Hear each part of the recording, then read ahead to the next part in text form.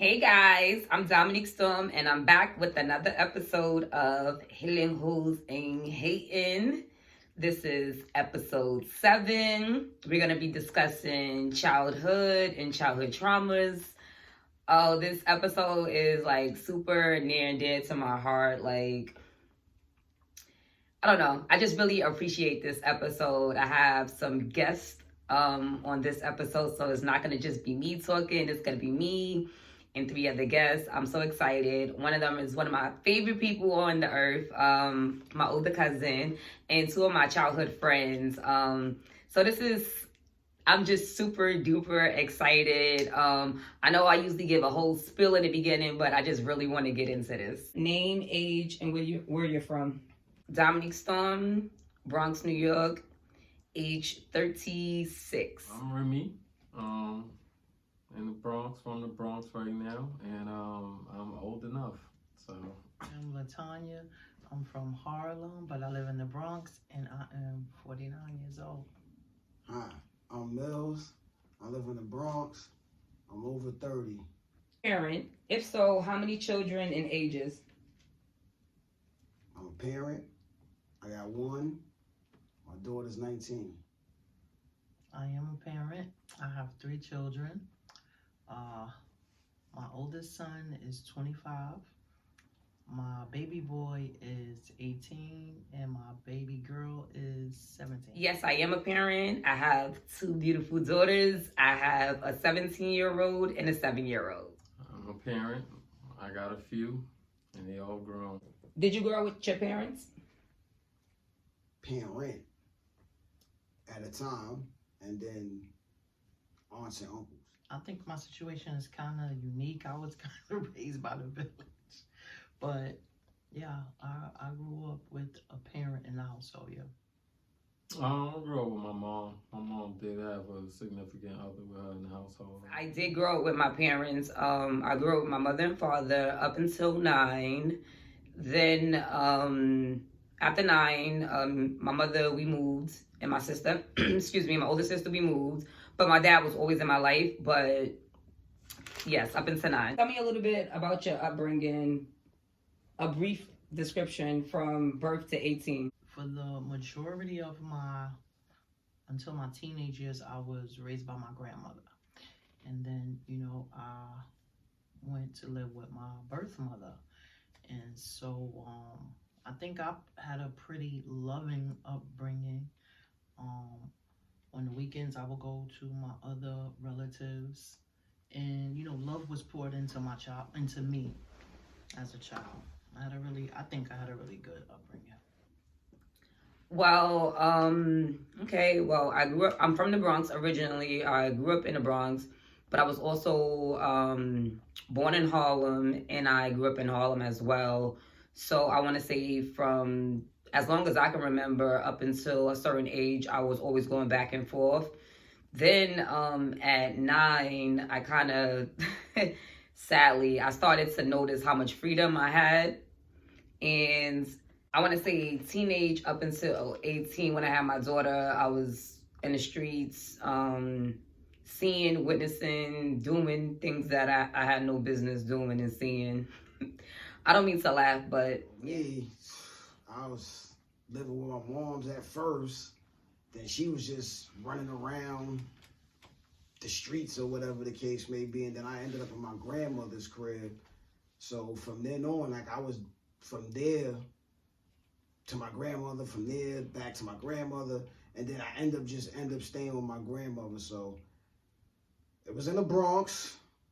It was crazy. It was wild. Remember like a bunch of crazy stuff happening, but it's like, I guess it's typical. I didn't have my mom and my father was in jail, so I never got to see him till later on in life, and that was like when I was like 14 or 15, and that was like once. So I didn't really have no pops, so I don't know what that's like. Well, my mom was married to my father when they had me. They split shortly after. I was born in the South. We moved to New York probably like 3 or 4 years old to stay.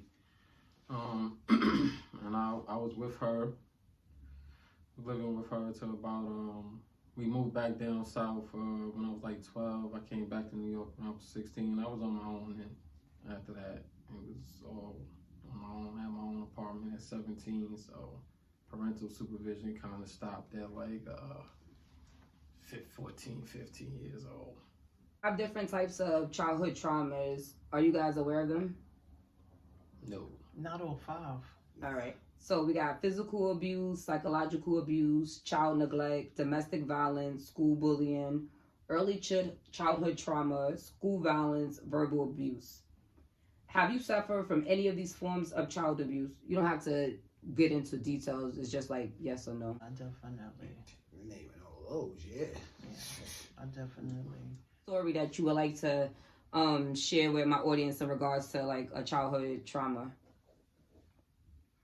Come to understand that just like you explained, it's not always physical, verbal, emotional, or neglect. A lot of times we can be traumatized in childhood from just walking to the store in the neighborhood if it's not safe, and so it's whatever my body deemed traumatizing at that time. And so with that being said, growing up in Harlem in the 80s, it was a challenging, or it was just a difficult time to be, to go to school and to, move around in the streets of Harlem. It was very childhood abuse though, like, from not even just from my mother, whether it be her age or whatever, but in the household in general, like my aunts, I can remember my uncle,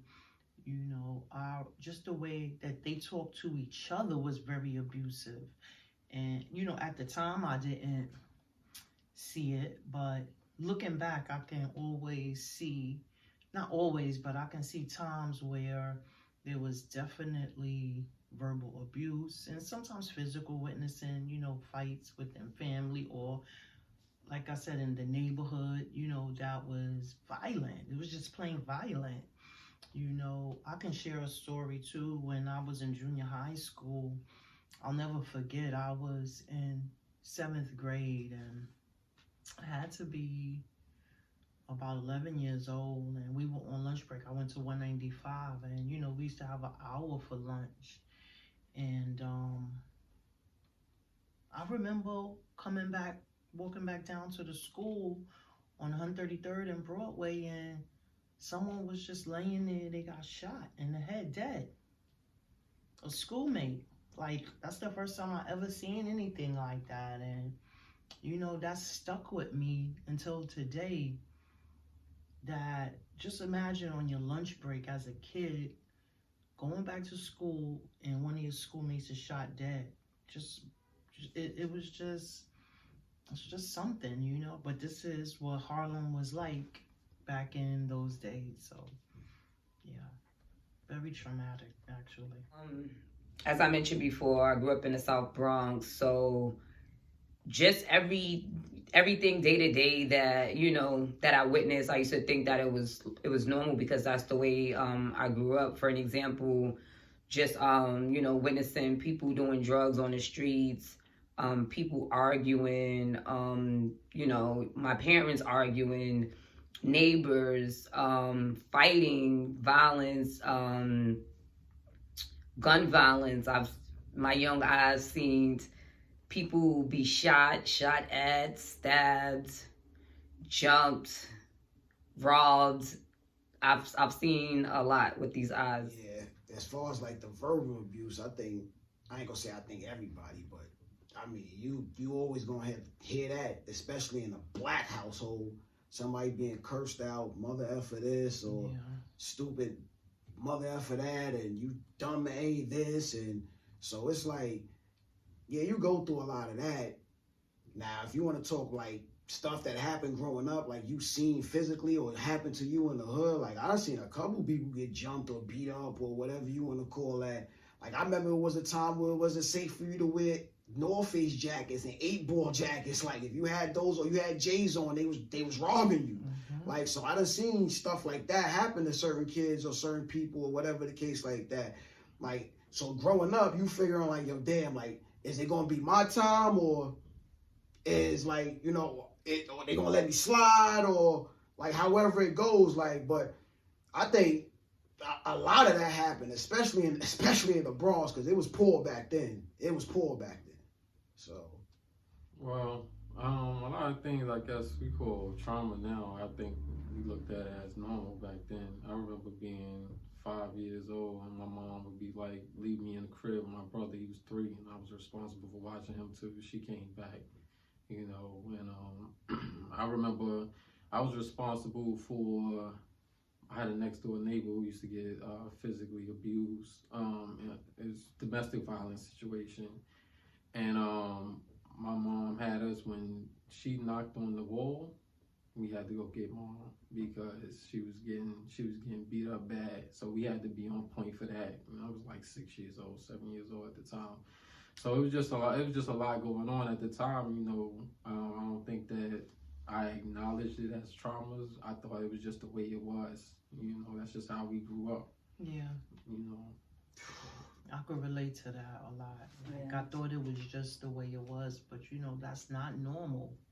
You know, and the sad thing is, it's like, you know, your body, it remembers those traumatizing, and you know, you wonder why your heart hurts or your body aches at a certain time every year. It's because the cells have memory. It's your body's remembering all those times that you had trauma to your being, whether it was physical, verbal, it's anything that your body. You feel it. Yep. Yeah, you do. You do, and so. You guys mentioned, or any form of trauma, has it affected you as an adult? And if so, and if no, can you give like a small? damn. Like I'm just thinking like, and I'm like, does it affect me? Like, okay, like if you talking, does it affect me in like real life? Then yeah, it affects me because like we said, like now we know like that shit ain't cool. Right. Like, we shouldn't have experienced something like that. Right.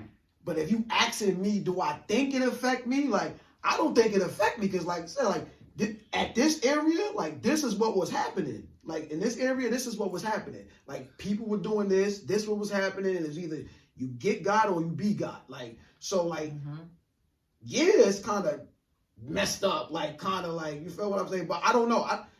I think it made me a little bit tougher or a little bit better to withstand certain stuff that happens now. Like Do you catch yourself like, you know, checking your surroundings when you're walking, like you always on point? Oh, like... I'm always do that because this even though I'm grown, like this is the city we in. Like it's still like that.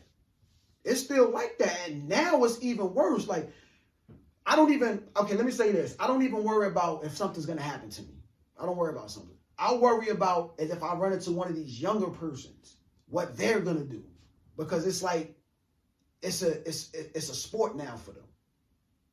That's what I worry about. Like if I seen somebody that was grown, I'm pretty sure we wouldn't even have an altercation, or I wouldn't even get into it because like our mind frames is not even like that. But if you get into somebody that's 17, 18, 16, somebody bump you on the train getting off or on the bus or wherever you at or whatever the case, online standing for whatever, like it could get ugly because of the situations that we live in now. So I think it make me a little bit better because if I didn't have these situations, I would be green to this. I'm like, oh, okay, well, it's about to get lit. I guess it's about to be light out here. Like, not knowing something about to go get a gun or whatever the case, it's about something's about to happen. So for me, it makes me a little bit on point. I don't mind it. Absolutely, it has affected me. How? In many ways, you know, I really am on guard, and you know, not only physically but mentally, I'm on guard. You know, with the way people talk to me, I am surveying the area. You know, I'm aware, alert. Emotionally, I'm on guard. You know, I'm listening to what, you know, everything people are saying and their underlying motives. Yeah. You know, in relationships, you know, it's so many ways it affected me, and I don't know why I'm grasping for straws trying to just come up with an example, but yes, it has. Definitely. I mean, it definitely affects you. I mean, it affects me. It made me. I think when I was younger, it functioned at a unconscious level. It was like subconsciously I did things, but as you get older, you could decipher how you're gonna allow those things to play a part in your everyday behaviors. So it definitely affects you. It makes you. And you could decide. I was able to decide for myself at a point whether that was good or bad, and pull the positive things from those traumas, those situations. Like they said, it's a good thing to be on point, to be able to protect yourself. So Right. I was able to take that with me, and mostly try to discard the negative once I had an understanding of what happened and how it played a part in my behaviors. I believe that it has affected me as an adult. One thing that I can speak on in particular that I know for a fact is verbal abuse.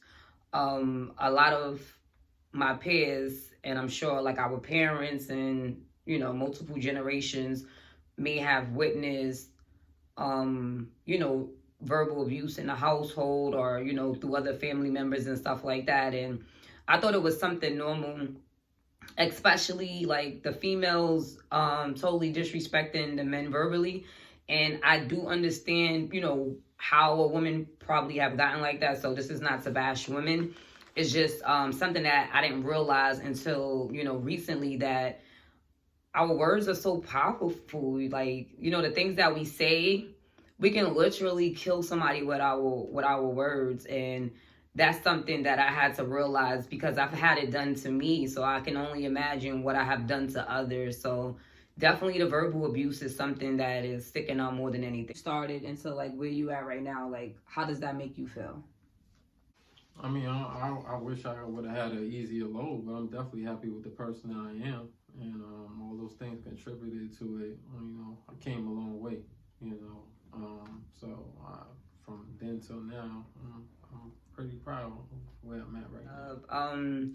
I'm really proud that I'm taking the time to heal myself, and hopefully me healing myself and sharing, some of my stories, a little pieces of me, it can help somebody, want to change. And they don't have to, do everything that I say, but it might just trigger, a positive reaction, and people just might want to look into more things. So I am extremely happy to be sharing my healing journey with other people's, with great hopes that at least one person, maybe my story can resonate with them, or it may inspire them or motivate them to start their healing journey. Proud, and I remember a time where I wasn't so proud of who I was and where I came from, and I guess it's been on and off, but at the moment I'm very proud of who I am. I'm proud that I survived, that I not only survived, but I'm now alive and thriving. And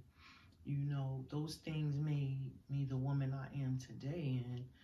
And all of those things, I was able to pull the positive and decide what I'm going to keep and what I'm going to give away, what I'm going to use and apply to my life on a daily basis and with those around me, and to overcome. So yes, I'm proud. I mean, I guess like I say, I'm proud of the person that I guess I am now. I guess I don't actually know. Like, I mean, I thought I could have been a nice little sports star or something like that. So yeah, I mean, it's either or. Like, but like as far as like a person, like a human being, like I think I'm a fair person.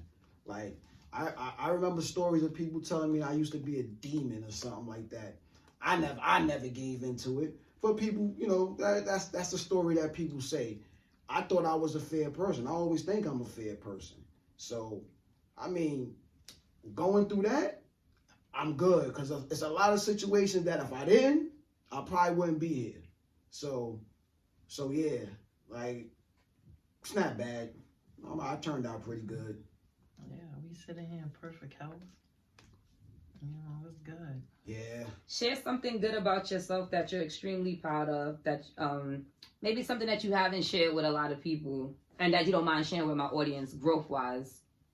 One of those things that I love to do and not many people know about is write. And I've actually been writing for as long as I can remember. But for some years I stopped, and then now I've fallen in love with writing all over again and journaling and just pouring into myself that way. And it's been a great tool to help me release some of these trauma, or at least make peace with it so I can move forward. Proud of the human that I am today.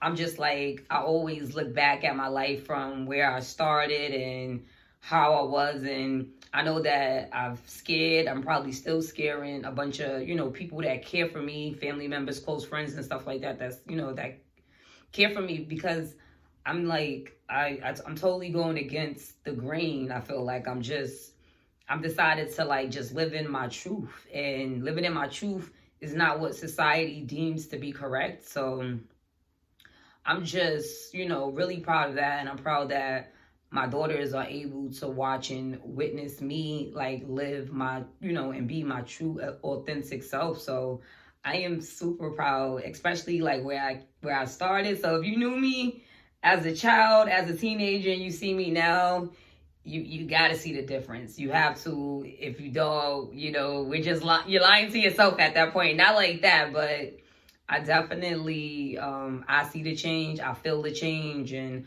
I know other people around me definitely see and feel the change around me. Probably proud that I was able to overcome some of my self-defeating behavior from a younger age. A lot of pent-up anger and frustration, things of that nature. Was able to overcome it and be more positive. So that's all I got for you. That was beautiful. That was beautiful. I love it. That was beautiful. Yeah, I just think that I like that I'm more of a thinker now. Like more of a like I'm always gonna like ration it out to the last divisional piece. Like I guess this was cool. Like I gotta make sure that before it was just if something sounded good or whatever, I would just go with it because it sound good. Or if the person I deem trustworthy or whatever, I'm gonna just go with it. Now it's like I all the way like yo, come on, yo, it's right now. Like, oh yeah, I'm good. I'll go. So like that's what I'm most proud about now. Like being able to think it all the way out, regardless of the outcome. Like and accepting the outcome after I thought it all the way out. Like so I'm proud of that. Like that was beautiful. Yeah. So how do you guys feel? Like what did you guys think? Like what was your expectations in the beginning, and how do you feel after the this? I thought we was gonna be on here talking shit. Like, yo, like, we had Oprah up here about dig in. That's their childhood challenge, y'all. Yeah, that's crazy. And then the bad part was like, because it wasn't really even trauma. No, that shit was trauma. Like that shit was trauma. It just was regular that it wasn't trauma, but that shit was trauma. Right.